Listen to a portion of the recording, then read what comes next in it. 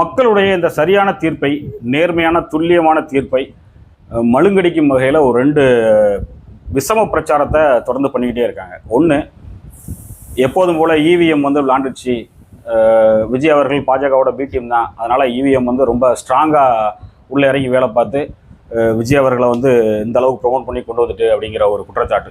இன்னொன்று, அஸ்யூஷுவல் நாம் தமிழர் கட்சிக்காரங்க வைக்கக்கூடிய ஒரு குற்றச்சாட்டு, ரசிய மனப்பான்மையில் வந்து மக்கள் ஓட்டு போட்டாங்க, இந்த மக்கள்லாம் சீரழிய போகிறாங்க, ரொம்ப ஆபத்து நோக்கி நகர போகிறாங்க அப்படிங்கிற ஒரு குற்றச்சாட்டு.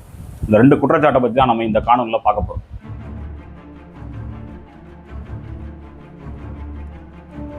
முதல் குற்றச்சாட்டு அந்த இவிஎம் தொடர்பான ஒரு விஷயம். அது ஒரே வார்த்தையில் நம்ம அடிச்சு கடந்து போயிடலாம். என்ன அப்படின்னா, முதலில் எண்ணப்பட்ட தபால் வாக்குகள், அதில் வந்து மோசடியெல்லாம் பண்ண முடியாது. இந்த தபால் வாக்குகளில் பெரும்பான்மையான வாக்குகள் தேவைக்காக தான் விழுந்துச்சு.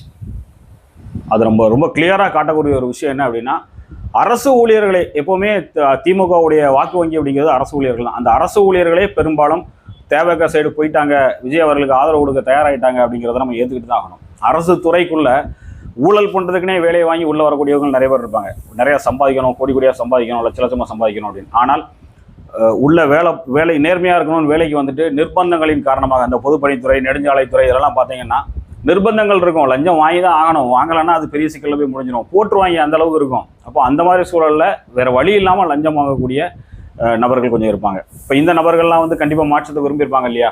இந்த அராஜக அரசு நமக்கு வேண்டாம், நம்ம வந்து கொஞ்சம் மனசாட்சிக்கு பயந்து நேர்மையாக இருக்கணும், அதனால் நம்ம ஒரு மாற்றத்தை நோக்கி நகருவோம். விஜய் நல்லவரா கெட்டவரான்னு தெரியாது, நான் எல்லா காணொலியும் சொல்லிட்டு இருக்கேன். ஆனால் அவர் வந்து நல்லது பண்ணால் நல்லது அப்படிங்கிற ஒரு நப்பாசையோட வாக்களித்தவர்கள் இருக்கிறாங்க. இது அந்த தபால் ஓட்டுகளில் நமக்கு வெளிப்படையாக தெரிஞ்சு. இந்த தபால் ஓட்டுகளோட ரெஃப்ளெக்ஷன் தான் மீதம் வந்த எல்லா வாக்குகள்லையும் அது ரெஃப்ளெக்ட் ஆச்சு, அடுத்தடுத்த சுற்றுகளில் வந்ததில் எல்லாமே. அதனால் இவிஎம் மோசடி அப்படிங்கிறத நம்ம கொஞ்சம் ஒதுக்கி வச்சிடலாம். இதில் அதை ரொம்ப டீப்பாக இதில் உள்ளே போக வேண்டிய அவசியம். இரண்டாவது குற்றச்சாட்டு, ரசிக மனப்பான்மையோட விழுந்த வாக்குகள் அப்படிங்கிற ஒரு குற்றச்சாட்டு. தமிழக மக்கள் நீங்கள் என்ன தான் நினச்சிட்டு இருக்கீங்கன்னு தெரியல. தமிழக மக்கள் நாங்கள் யார் அப்படிங்கிறத இந்த தேர்தலில் தெளிவாக காமிச்சிருக்காங்க. நாங்கள் மதவாதிகள் கிடையாது. 10 ஆண்டுகளாக 15 ஆண்டுகளாக தமிழ்நாட்டுக்குள்ள எந்தெந்த வகையிலையோ மதவாதத்தை தூண்டி மத பிளவை உண்டாக்குறதுக்கு பாஜகவும் ஆர்எஸ்எஸும் கடுமையாக விளாண்டுருக்காங்க. ஆனால் அது எல்லாத்தையும் தூர போட்டுட்டு நாங்கள் இந்த சக்திக்கு எதிரானவர்கள், மதவாதிகளுக்கும் இந்த மதவாத சக்திகளுக்கும் எதிரானவர்கள் அப்படிங்கிற காமிச்சிருக்காங்க. இந்த தேர்தலில் சீமான் வந்து ஜாதிய ரீதியாக நிறைய பிளவுபடுத்தலை கொண்டு வந்தார். அந்த ஜாதிக்காரங்களை வச்சு அந்த ஜாதிக்காரங்களே போட்டு தள்ளுற வேலையெல்லாம் நிறைய முயற்சி பண்ணார். அதையெல்லாம் கடந்து நாங்கள் ஜாதிகளுக்கு அப்பாற்பட்டவர்கள் அப்படிங்கிறத இப்போ மக்கள் நிரூபிச்சிருக்காங்க. மக்களுக்கு மிகப்பெரிய வாழ்த்துக்கள் சொல்ல வேண்டிய இடத்துல நம்ம இருக்கோம். அப்போ இந்த சூழலில் மக்களை வந்து முட்டாள்கள், பைத்தியக்காரர்கள், தற்கொலைகள்லாம் சாடுறது சரியாக இருக்குமா? இதில் ஒரு அனாலிசிஸ் நம்ம பார்க்கணும். என்ன அப்படின்னா, இப்போ விழுந்திருக்கக்கூடிய வாக்குகளில் தமிழக வெற்றிக் கழகம் வாங்கியிருக்கக்கூடிய 34.92% வாக்குகளும் தனித்து நின்று அவங்க வாங்கியிருக்காங்க. இது முழுக்க முழுக்க மக்கள் அவர்களுக்கு கொடுத்த ஒரு வாக்கு. இதை அப்படியே நம்ம ஒதுக்கி வச்சிரும். இதுக்கப்புறம் திமுக 24.19% வாக்கு வாங்கியிருக்கு. இப்போ திமுக 25க்கும் மேற்பட்ட கட்சிகளோட கூட்டணி வைத்து தான் இந்த தேர்தலை வந்து எதிர்கொண்டது திமுக. அந்த வகையில் பார்க்கும்போது திமுக பெருவாரியாக போட்டியிட்ட தொகுதிகளில் திமுகவோட வாக்குகள் மட்டும் திமுகவுக்கு விழலை, கூட்டணி கட்சியோட வாக்குகள், அதிலும் குறிப்பாக விடுதலை சிறுத்தைகளுக்கு லாபியில் இருக்கக்கூடிய அந்த பட்டியலின மக்களுடைய வாக்குகள் பெரும்பாலும் இருக்குது. கம்யூனிஸ்டுகள், தமிழ்நாட்டில் ஒரு பெரிய படையை வைத்திருக்கக்கூடிய கேடாஸாக இருக்கக்கூடிய கம்யூனிஸ்டுகளோட வாக்குகள் சிபிஐஎம் ரெண்டுமே அவங்களுக்கு விழுந்திருக்கு. இஸ்லாமியர்களுடைய வாக்குகள் எஸ்டிபிஐ, இந்தியன் யூனியன் முஸ்லீம் லீக், தமுக, இந்த மாதிரியான எல்லா வாக்குகளையும் ஒட்டுமொத்தமாக திமுக வாங்கியிருக்கு. இதெல்லாம் கூட்டணி கட்சியோட வாக்குகள். இதெல்லாம் கழிச்சுட்டு திமுகவுடைய பேஸ் ஓட்டு அப்படின்னு நம்ம பார்த்தோம் அப்படின்னா அது 10%க்குள்ளே சுருங்கிடும். அவ்வளோதான். இந்த 24ல் 10% தான் திமுகவோட வாக்காக இருக்கும். பாக்கி இருக்கக்கூடிய வாக்குகள் எல்லாமே கூட்டணி கட்சிகளோட வாக்காக இருக்கும். அப்படியே அதிமுகவுக்கு வந்தோம் அப்படின்னாலும் அதே கதை தான். இப்போ அதிமுக வாங்கியிருக்கக்கூடிய வாக்குகள் 21.21%. இதில் பாட்டாளி மக்கள் கட்சியோட வாக்குங்கிறது குறிப்பிடத்தகுந்த ஒரு வாக்கு. வன்னியருடைய வாக்குகளை முழுமையாக பாட்டாளி மக்கள் கட்சி ஓரளவுக்கு நல்லா ஸ்டெபிலைஸ் பண்ணி அவங்களுக்கு கொடுத்துருக்காங்க. இதில் திமுகலையும் கொஞ்சம் வாக்குகள் வந்து பிரிஞ்சு போயிருக்கு. ஐயா ராமதாஸ் அவர்கள் கொஞ்சம் வாக்குகளை பிரிச்சிருக்காரு, அதையும் நம்ம கவனிக்கணும் இந்த இடத்துல. அப்போ அப்படிலாம் பார்க்கும்போது திமுகவோட வாக்கு 10% இருக்குமா பேஸ் அப்படிங்கிறதே, திமுகவோட தனித்த வாக்கு அப்படிங்கிறது 10% இருக்குமா அப்படிங்கிறது சந்தேகம் தான். இப்போ அதிமுகவுக்கும் அதே ஸ்கேலை நம்ம அப்ளை பண்ணாலுமே அதிமுகவோட வாக்குகளுமே 10லேருந்து 11% தான் வரும். ஏன்னா பாட்டாளி மக்கள் கட்சி, பிஜேபிக்கு ஒரு நல்ல வாக்கு வங்கி தமிழ்நாட்டில் இருக்குது, அமமுகவுக்கு இருக்குது. இதெல்லாம் கழிச்சோம்னா அனைத்து இந்திய அண்ணா திராவிட முன்னேற்ற கழகத்தோட பேஸ் வாக்குகளுமே 10லேருந்து 11% தாண்டா. இது எல்லாமே ஒரு டென்டேட்டிவான கணக்கு தான். துல்லியமாக கேல்குலேஷன் நம்ம பண்ண முடியாது. ஆனால் ஓரளவுக்கு சரியான ஒரு கேல்குலேஷனாக தான் இது இருக்கும் அப்படின்னு நான் நம்புகிறேன். அப்போ இந்த பேஸ் வாக்குகள்லாம் விழுந்துச்சு.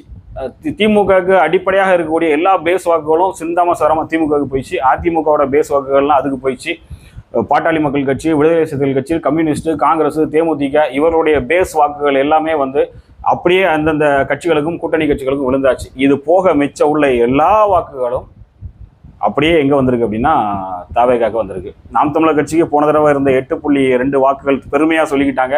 36 லட்சம் நேர்மையானவர்கள் தமிழ்நாட்டில் இருக்காங்க அப்படின்னு சீமான் அவர்கள் சொன்னார், பெருமையாக மாறுதட்டி. அதில் பாதிக்கு பாதி கிட்டத்தட்ட 18 லட்சம் வாக்காளர்கள் அந்த அவர் அப்போ நேர்மையாக சொன்னவங்கலாம் இப்போ தற்கொலைகள்னு சொல்லிட்டு இருக்காருல, அந்த வந்த வாக்குகள் முழுக்க வந்து இப்போ தாவேகாவுக்கு போயிடுச்சு. அப்போ தாவேகா ஒரு ஒரு நல்ல வாக்கு வங்கியை, அதிருப்தியாளர்களுடைய வாக்கு வங்கியை அறுவடை செய்திருக்கிறது அப்படின்னு தான் பார்க்க முடியும். ரசிகர்கள் எவ்வளோ இருப்பாங்க? அதிகபட்சம் போனால் ஒரு 5-10% இருப்பாங்களா? இதை தாண்டி மற்ற எல்லாமே மாற்றத்தை விரும்பக்கூடிய மக்களுடைய வாக்குகள் அப்படிங்கிற மாதிரி நம்ம பார்க்க முடியும். கிட்டத்தட்ட 20-25% வாக்குகள் மாற்றம் வேணும் அப்படிங்கிறத வெளிப்படுத்தி இருக்கக்கூடிய மக்களுடைய வாக்குகள். அந்த மாற்றத்தை விஜய் தரலன்னா அடுத்து யார் வந்தாலும் நாங்கள் தரகு தயாராக இருக்கோம் அப்படிங்கிறது தான் அந்த மக்கள் இந்த தேர்தலில் சொல்லியிருக்காங்கிற மாதிரி தான் நம்ம பார்க்க முடியும். அதுதான் சரியான ஒரு விஷயமும் கூட. அதனால் இந்த இதில் வந்து அந்த அரசியல்வாதிகளுக்கு படிப்பினைகள் நிறையா இருக்குது. அந்த படிப்பினைகளை படிக்க பழகுங்க. குறிப்பாக நாம் தமிழர் கட்சிக்காரங்க. ஏன்னா திமுக அதிமுகலாம் வந்து ஊழலில் திளைச்சிச்சு, அதை அப்படியே ஒதுக்கிடணும். நாம் தமிழர் ஊழல் பண்ணலையான்னு சொல்ல முடியாது, நிறையா பண்ணியிருக்காங்க. ஆனால் நாம் தமிழரில் இருக்கக்கூடிய நிறைய பேர் உணர்வாளர்களாக மாற்றம் வேணும்னு ஒரு உணர்வோடு இருக்காங்கல்ல. நீங்களாம் சிந்திக்கணும், ஏன் இந்த ஒரு தீர்ப்பு வந்திருக்கு மக்கள்கிட்ட இருந்து, இந்த தீர்ப்புகளில் நம்ம என்ன படிப்பினை நமக்கு இருக்குங்கிறத சரியாக சிந்திக்க ஆரம்பிங்க. மீண்டும் மீண்டும் போய் அந்த சீமான் விடக்கூடிய கற்பனை கதைகளையும் அந்த நீலி கண்ணீர்களையும் நம்பி சீமான் பின்னால் தயவு செஞ்சு போகாதீங்க. நீங்கள் மாற்றத்தை நோக்கி நகர ஆரம்பிங்க. இங்கே மாற்றம் வேணும். இப்போது விஜய் அவர்கள் உண்மையிலேயே வந்து பாஜகவோட கட்டுப்பாட்டுக்குள்ளே போகாமல் இருந்து ஒரு நேர்மையான அரசை கொடுத்துட்டாரு, ஒரு நல்லாட்சியை கொடுத்துட்டாரு அப்படின்னா அது தமிழ்நாட்டுக்கு ஒரு விடிவு காலமாக வந்துடும். இல்லை அவர் தவறிட்டார் அப்படின்னா அடுத்த மாற்றத்தை மக்கள் எதிர்பார்க்கக்கூடிய நிலை வரும். மீண்டும் ஒரு வெற்றிடம் உருவாகும். அந்த வெற்றிடத்தை நிரப்புவதற்கு எல்லாரும் தயாராகணும். முதல்ல மக்களை படிக்கணும். மாவோ சொல்லுவார், மக்கள்கிட்ட போங்க, மக்களை படிங்கன்னு. மக்களை படிக்கணும். நம்ம சொல்கிறது தான் மக்கள் ஏற்றுக்கணுங்கிற கருத்து திரிப்புக்குள்ளே நிற்கிறது வந்து ஒரு பைத்தியகாரத்தனோட உச்சம். அதுதான் தற்கொலைத்தனம். அதிலேருந்து மாறி மக்களை படிக்க ஆரம்பிக்கணும். மக்களோடு மக்களாக இணைந்து அரசியல் செய்ய பழகணும் அப்படிங்கிறது தான் இந்த தேர்தலோட ஒரு வெளிப்பாடு. இந்த தேர்தல் கடந்த 25 ஆண்டுகளாக நான் தமிழக அரசியலை பார்த்துக்கிட்டு இருக்கேன். அந்த தமிழக அரசியலில் ஒரு தெளிவான மனநிலையை மக்கள் முன் வச்சுருக்காங்க. இதிலேருந்து படிப்பினைகள் அரசியல்வாதிகளுக்கு நிறையா இருக்குது. மாற்று அரசியல் விரும்பக்கூடியவர்கள் நிறையா இருக்குது. அந்த படிப்பினையை ஏற்றுக்கணும் அப்படிங்கிறது தான் என்னோட ஒரு எதிர்பார்ப்பு, ஒரு ஆசை. ஸோ மாற்றத்தை நோக்கி நகர்வோம். இதுக்கு முந்தைய காலங்களில் நான் போட்டிருப்பேன், இந்த ஆட்சி அமையுமா இல்லையா அப்படிங்கிறதே சந்தேகத்தில் தான் இருக்குது. மாற்றத்துக்கு தயாராக எப்போவுமே இருக்கணும். ஸோ அடுத்தடுத்து தமிழ்நாடு அரசியலில் திருப்பங்கள் நிறைய நடக்கிறதுக்கான வாய்ப்புகள் இருக்குது. 2016 கூவத்தூரில் ஆரம்பித்து நடந்த அந்த பரபரப்புகள் இன்னையிலேருந்து ஆரம்பிச்சிடும். இன்னும் ஒரு வாரத்துக்கு அந்த பரபரப்புகள் இருக்கும். நல்ல என்டர்டெய்னிங்காகவும் போகும் ஒரு சைடில். இதுலேயும் படிப்பினைகள் நிறையா நமக்கு இருக்கும். கற்றுக்கொள்வதற்கு தயாராகும் நம்ம.